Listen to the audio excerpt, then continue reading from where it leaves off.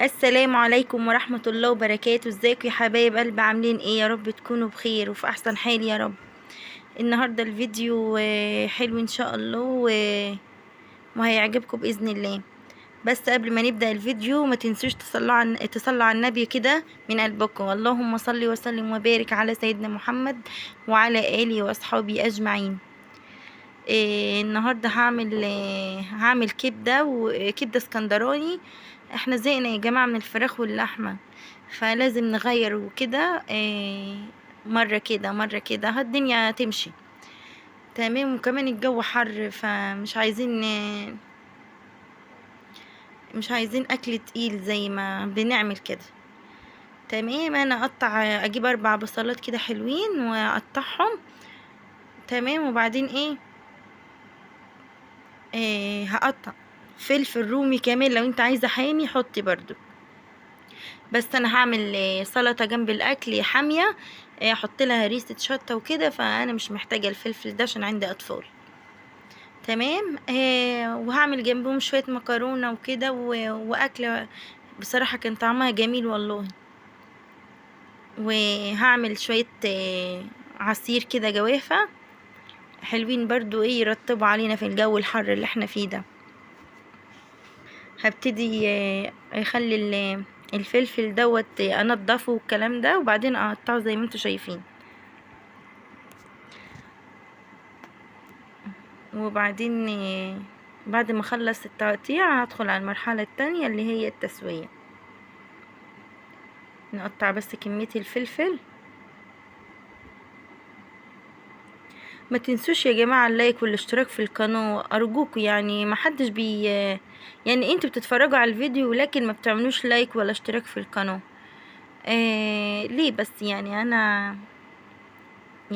انا واثقة فيكوا والله، ومتأكدة ان انتوا يعني مش هتكسروا بخاطري، انا عارفة.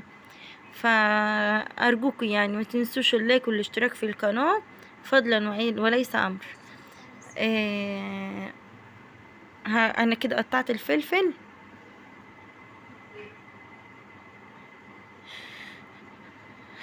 وهبتدي مش هحمر البصل قوي، يعني انا هدبله زي ما بيقولوا، بس هيقعد كتير هيقعد شوية كتير على النار عشان كمية بصل كتيرة. والله الكمية البصل ديت يعني كانت كتيرة وكشت مرة واحدة. فما ت... ما تقولوش ان هو ده كتير وكده، لا ده هيكش والله. هفضل اقلب فيه كده وهفصل الكاميرا معلش، وبعدين هرجع لكم تاني يكون خد لون يعني بسيط. هنفضل نقلب فيه كده عشان عندي النار عالية.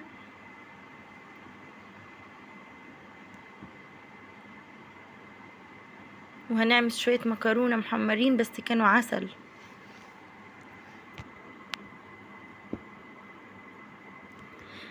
افكركم تاني يا جماعة ما تنسوش اللايك والاشتراك في القناة. تمام. ودوسوا على الجرس عشان يوصلكوا كل جديد.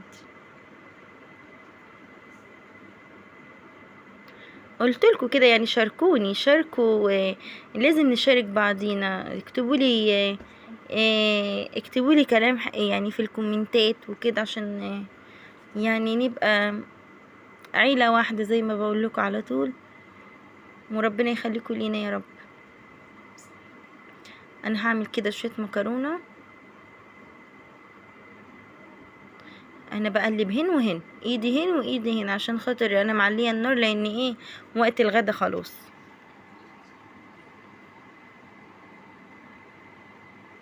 انا بحط حبة سمنة وحبة زيت في كل اكلة، يعني ليه؟ بحس ان الميكس اللي مع بعض دول يعني بيدي نتيجة حلوة.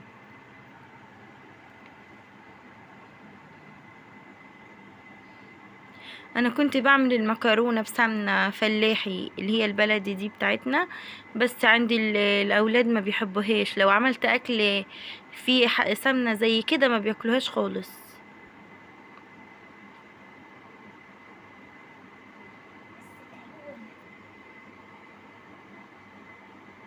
لما بعمل المكرونة بسمنة وزيت عادي بياكلوها.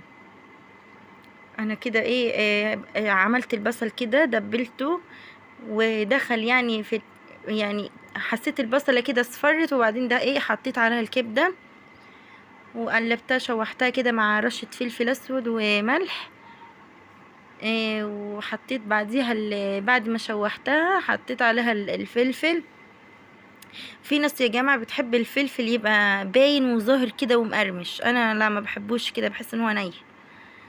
فانا بعد اقلب كده وبغطيها بالغطا عشان خاطر تستوي.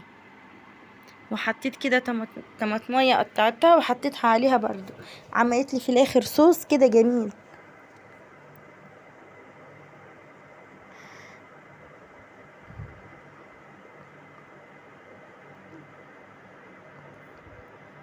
ان شاء الله ابقى عند حسن ظنكم كده باذن الله. وما تنسوش يا جماعه اللايك والله مش بفلوس، ده هو اللي بيرفع الفيديو بس مش اكتر، عشان الناس يعني الناس غيركم يشوفوا برضو الفيديو.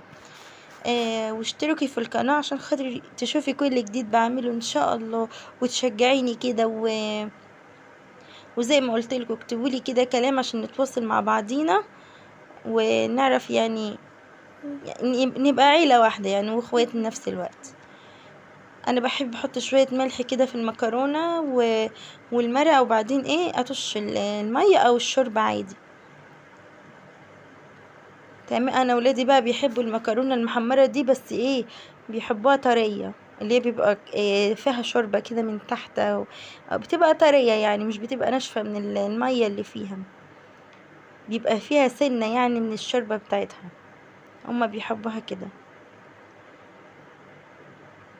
وكده خلصنا، ويا رب الفيديو يعجبكم ان شاء الله يا حبايب قلبي. شايفين المكرونة جميلة.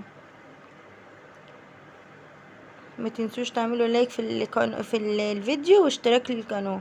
وعملت شوية سلطة كده. يا رب الاكل يعجبكم يا حبايب قلبي، وبتمنى مشاهدة ممتعة. يلا سلام.